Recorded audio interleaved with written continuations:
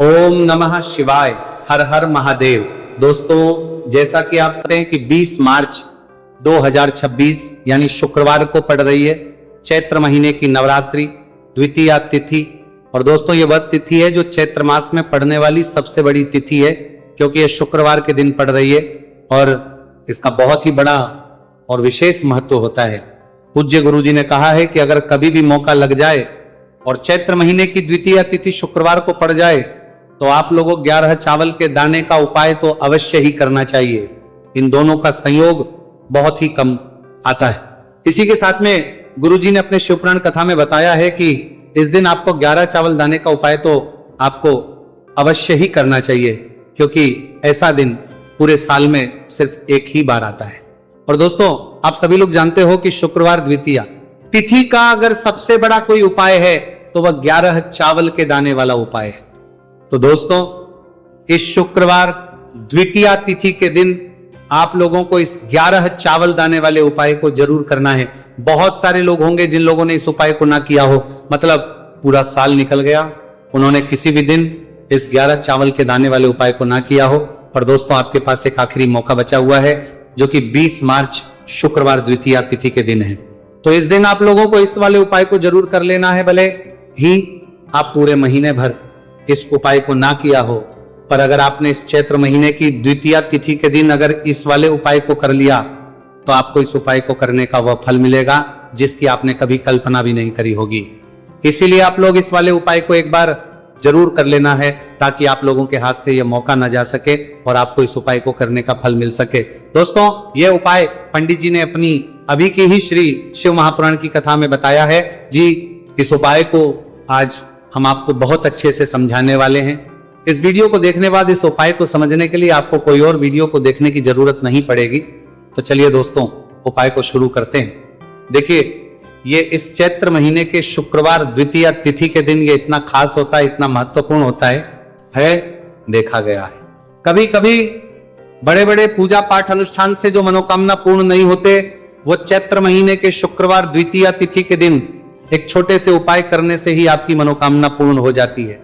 और बहुत सारे लोग इस उपाय को किया भी है और उनको इस उपाय को करने का फल भी जरूर मिला है। अगर आप लोग भी इस उपाय को करना चाहते हैं तो आप इस उपाय को पहले अच्छे से समझ लेना, सुन लेना, उसके बाद करना। आपको इस उपाय का फल जरूर मिलेगा। और इस उपाय को कर लेने से आपके घर में चाहे किसी भी प्रकार की दुख और समस्या क्यों ना चल रही हो, आपको उसका कारण भी नहीं पता है कि भाई ये समस्या किसका कारण से चल रही है, उसका भी कुछ कारण हो सकता है, जैसे पितृदोष हो सकता है या किसी भी तरह का मंगल दोष भी हो सकता है। तो इस दिन आप लोगों को ये वाला उपाय कर लेना है। यह एक ऐसा उपाय है जिस उपाय को अगर किसी विशेष दिन पर किया जाए तो भाई उस विशेष दिन का जो है वह तो हमें मिलता ही मिलता है, पर हमने उस दिन पर इस उपाय को किया है तो हमें उससे भी बड़ा फल मिलता है, और फल बहुत जल्दी मिलता है, क्योंकि आप इस उपाय को बहुत ही बड़े और विशेष पर कर रहे हो। तो चलिए अब उपाय के बारे में बात करते हैं, लेकिन उससे पहले आप लोगों को यह जानना आवश्यक है कि आखिर ये उपाय किस समय करना है, किसको करना है और कैसे करना है। तो चलिए हम आगे आपको वीडियो में एक एक करके बता देते हैं। लेकिन उससे पहले अगर आप लोग हमारे चैनल पर पहली बार आए हैं या फिर मेरी आवाज आज पहली बार सुन रहे हैं तो हमारे कर लेना, और इस वीडियो को करके कमेंट बॉक्स में श्री शिवाय नमस्तु भयम ओम नमः शिवाय जरूर टाइप कर देना। तो दोस्तों, इस 11 चावल के दाने वाले उपाय को हमें इस शुक्रवार द्वितीया तिथि के दिन कैसे करना है, किसको करना है, किस समय करना है और कहां पर करना है, ये सारे सवालों के जवाब आपको इस वीडियो में मिल जाएंगे। और जो ये वीडियो देखेगा भाई, उसको 11 चावल के दाने वाला उपाय जरूर करना चाहिए, क्योंकि इस दिन एक चावल के दाने का बहुत ही बड़ा और विशेष महत्व होता है। और जब बात आ जाए 11 चावल के दाने की, तो यह सोने पर सुहागा वाली बात हो जाती है और यह एक बहुत ही बड़ा उपाय हो जाता है इस शुक्रवार द्वितीया तिथि का। तो अब दोस्तों, इस 11 चावल के दाने वाले उपाय को आखिर करना किसको है, सबसे पहले हम लोग वो बात जान लेते हैं। तो देखो, घर की जो बड़ी माताएं बहनें होती हैं, उन माताओं बहनों में से कोई भी एक बड़ी माता बहन इस वाले उपाय कर सकती है। और दोस्तों, अगर आप चाहे तो अपने घर में से सभी सदस्यों को भी इस उपाय को करवा सकते हैं। अगर किसी व्यक्ति की खुद की कोई मनोकामना है, खुद की कोई दुख और परेशानी है जो कि वो अपने लिए ही करना चाहता है, इस वाले उपाय को तो वो खुद अपने लिए भी कर सकता है, बाकी अगर कोई घर में से ऐसा है जो कि अपने पूरे घर परिवार की सुख और शांति के लिए ये वाला उपाय करना चाहता है तो भाई वो भी कर सकता है, उसमें भी कोई दिक्कत वाली नहीं है। कहने का मतलब यह है कि इस उपाय को हर एक सदस्य भी कर सकता है और पूरे घर परिवार के सदस्य के लिए घर की बड़ी माताओं बहनों में से कोई एक माता बहन भी कर सकती है। माताएं बहनें अगर घर में उपस्थित ना हो या वह यह वाला उपाय ना कर पा रही हो तो फिर घर का कोई बड़ा सदस्य भी इस 11 चावल के दाने वाले उपाय को कर सकता है, चाहे फिर वह पुरुष ही क्यों ना हो, उसमें कोई भी दिक्कत वाली बात नहीं है। अब दोस्तों इस 3 बल के दाने वाले उपाय को हमें करना कहां पर है? हमें इसे शिव जी के मंदिर में जाकर करना है। बहुत सारे लोग प्रश्न करते हैं हर एक उपाय को करते समय क्या हम इस उपाय को घर पर कर सकते हैं? तो इस वाले उपाय को आप घर पर नहीं कर सकते हो। इस वाले उपाय को करने के लिए आपको शिव जी के मंदिर ही जाना पड़ेगा। उसके बाद में दोस्तों जो अगला प्रश्न निकल कर आता है वो ये आता है इस उपाय को लेकर के आखिर इस उपाय को हमें किस समय करना है? सुबह के समय करना है कि शाम के समय करना है?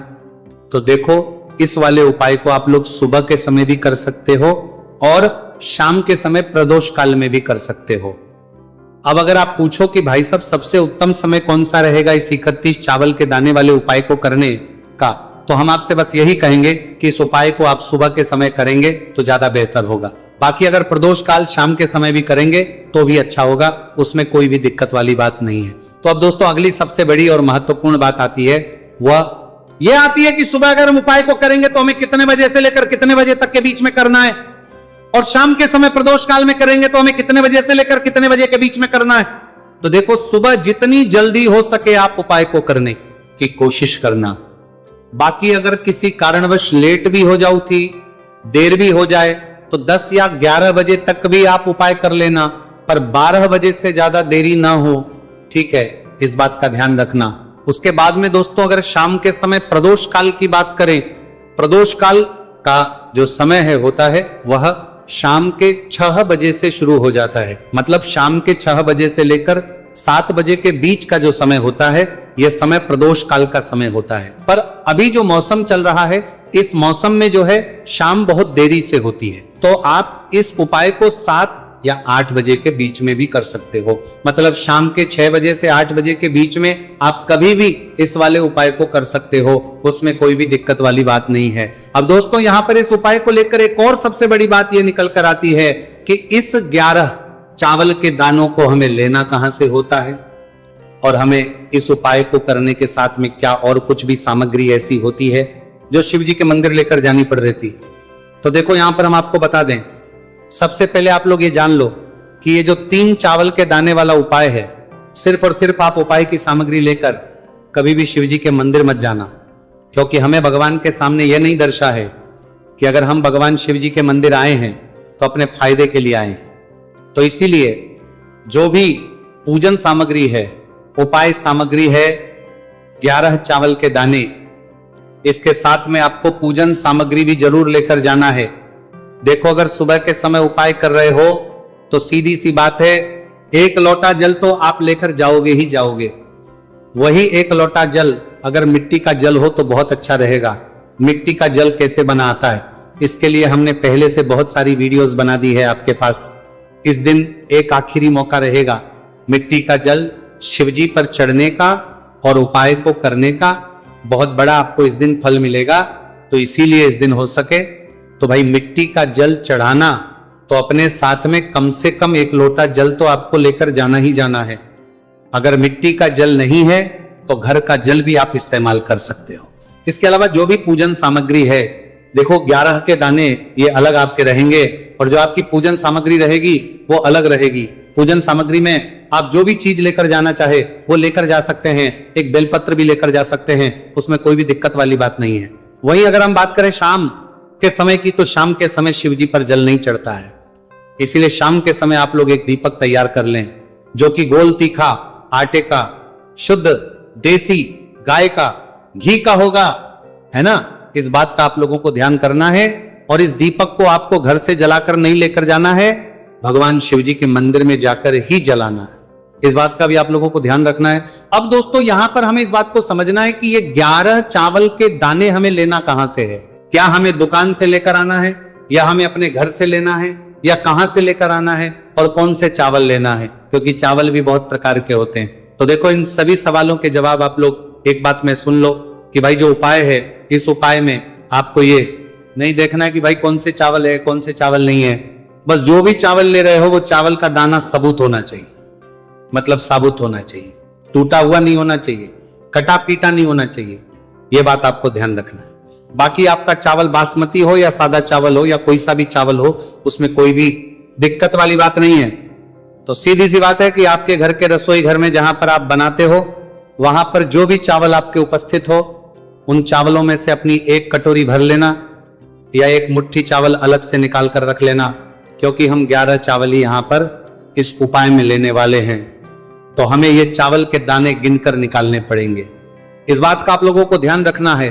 तो अपने उस चावल की कटोरी में से या चावल में से 11 ऐसे चावल के दाने आप लोग निकाल लो जो कि टूटे हुए ना हो, कटे पीटे ना हो, कोई दाग ना लगा हुआ हो, है ना। अच्छे साबुत चावल के दाने 31 दाने आप लोग निकाल कर रख लो और इन्हें किसी भी एक कागज की पड़िया में या किसी एक छोटी सी कटोरी में आप लोग रख लो, ताकि यह सुरक्षित रहे, आपके एक भी चावल का दाना इधर उधर ना हो और आपका उपाय भी पूरा अच्छे से हो जाए। तो भाई जैसे ही आपका उपाय की जो सामग्री है, 11 चावल के दाने ये तैयार हो जाते हैं, उसके बाद में आपको जो भी अपनी पूजन सामग्री है, सुबह समय कर रहे हो तो एक लोटा जल और एक बेलपत्र या पूजन सामग्री जो लेकर जाना चाहो उसकी भी तैयारी कर लेना।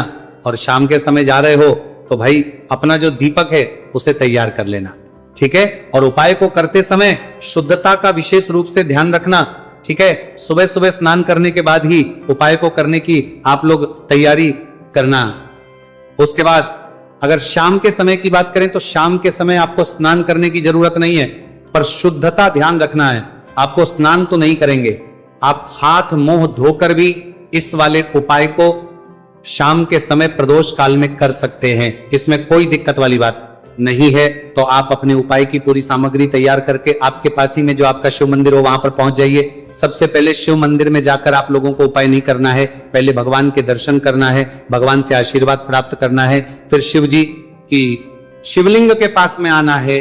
शिवलिंग के पास में आने के बाद जो पूजन सामग्री लेकर आए हुए हैं, जैसे कि सुबह गए हुए होंगे तो एक लोटा जल और जो भी पूजन सामग्री लेकर आए हैं आप उनसे भगवान शिव जी की पूजन कीजिए। सबसे पहले तो एक लोटा जल ही चढ़ेगा, फिर आपको एक बेलपत्र श्री शिवाय नमस्तु भयम का जाप करते हुए शिवलिंग पर चढ़ा देना है।